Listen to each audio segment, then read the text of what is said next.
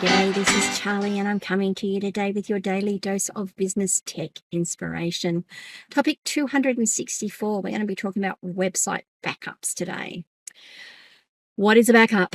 Well, hopefully I don't need to be explaining that, but a backup is the process of taking a copy of all of your data. Now, your data for your website will include all of the files you have uploaded, the software that you use to run the system, and the database, the content that you have there. It's really important that you understand that there's those components to your website. Mostly because I have had people come to me and say, yes, I've got a backup, but it's only the database backup. They haven't backed up any of their content. So we can go and restore the actual physical files, the images, the videos, the audios that they use. So we can go and restore the database, but that's no use to us if we don't have the images that it refers to, or the audios to play, or the videos to show on the site. So it's really important that when you're doing a backup, you make sure you're doing a full backup, a complete backup, or if you're doing incremental, and I'm going to come in cover all of this, you understand that you're doing incremental backups and that you need to do various things at different times. So backups give you data protection. They protect your website's data, which is your content and your files, from being lost due to crashes, hacking, or server malfunctions. I'm also going to add into that having backups, and particularly offsite backups, protect you in case your hosting provider happens to disappear overnight, which has happened to a couple of my clients as well. That wasn't me. They came to me instead.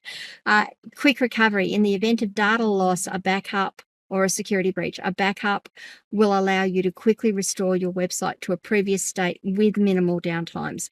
I certainly can vouch that. I have had clients say to me, oh my goodness, we've done something, we've lost our website. Can you give us a backup, and can you get us a backup and restore? And I'm like, yeah, sure, because you're doing your backups. Let me go and restore that for you. Now, they might have lost a week's worth of data. They might have lost a week's worth of whatever it is they've done in that week, but it is only a week. They haven't lost years of work, and they're back up and running. And generally, it can be half an hour to an hour. And that's it. That's the only downtime they experience. So it can help you with a quick recovery. You can have automated backups, and you should have automated backups. These run at a scheduled time. You don't have to intervene manually, and they will take those backups and store them somewhere. That leads me to my next point of where you store your backups is also really important. I mentioned earlier about having offsite storage. Absolutely, you should absolutely have your backups in offsite storage.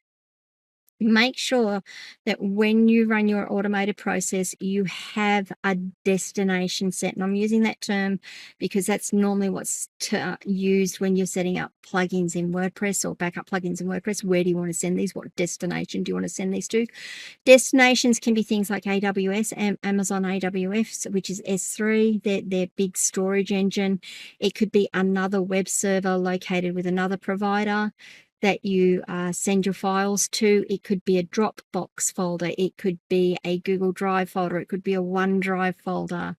What else could it be? It could be any number of things, really, but they're sort of the main ones.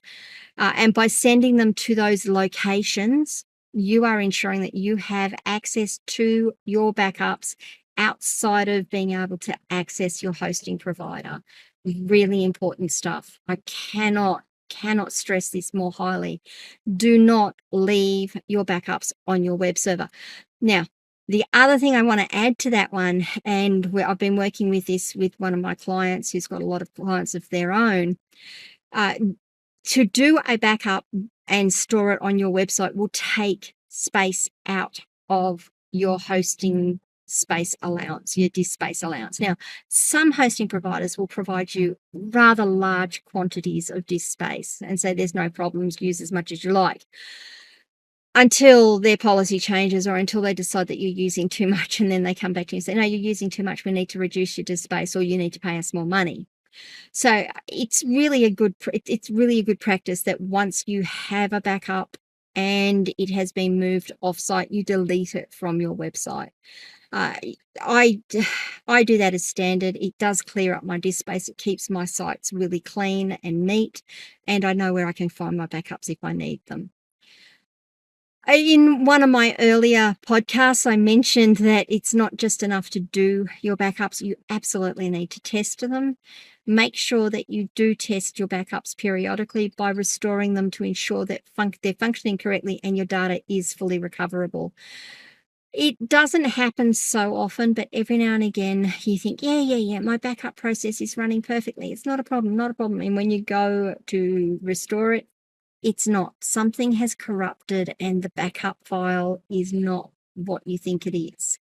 So it's really important that periodically you run a scenario where you say, "Oh, the server's crashed. Let's see if our backups are let's restore a backup," and you run through that. Now there's a whole set of processes you can use to do this. If that's something of interest, please reach out. I'm happy to have a chat about it. I might even, do an entire podcast just dedicated to that. But testing your backups is really important. Versioning. Keep multiple versions of your backup so you can restore from different points in time, just in case an issue went unnoticed for a while. Now, this is where it gets interesting because how long is too long? I typically keep, 14 days worth of daily backups. So my daily backups tend to be just my database and do a database backup daily.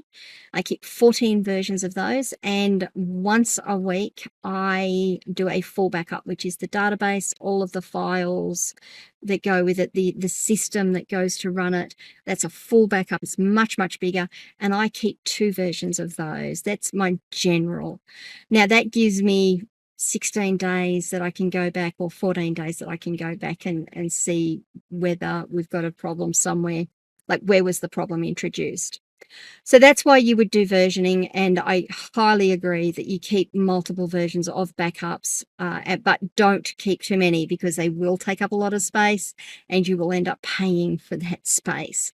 So it's a real trade-off in terms of what do you need to be able to keep running versus what can you afford to be able to keep running. Just bear that in mind.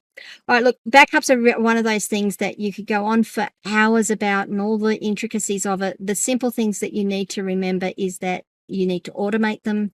You need to have offsite storage and the transfer from the backup to the offsite storage, or from the server to the offsite storage, needs to be automated. You need to test your backups regularly, and you need to keep multiple versions of them. What do you guys think?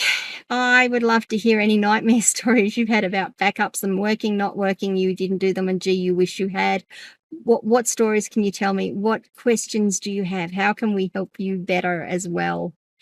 Guys, this has been a great topic. I've really enjoyed it. Tomorrow we are going to talk about choosing plugins for your website, and not just choosing the right ones, and how to look at plugins and make some decisions on them.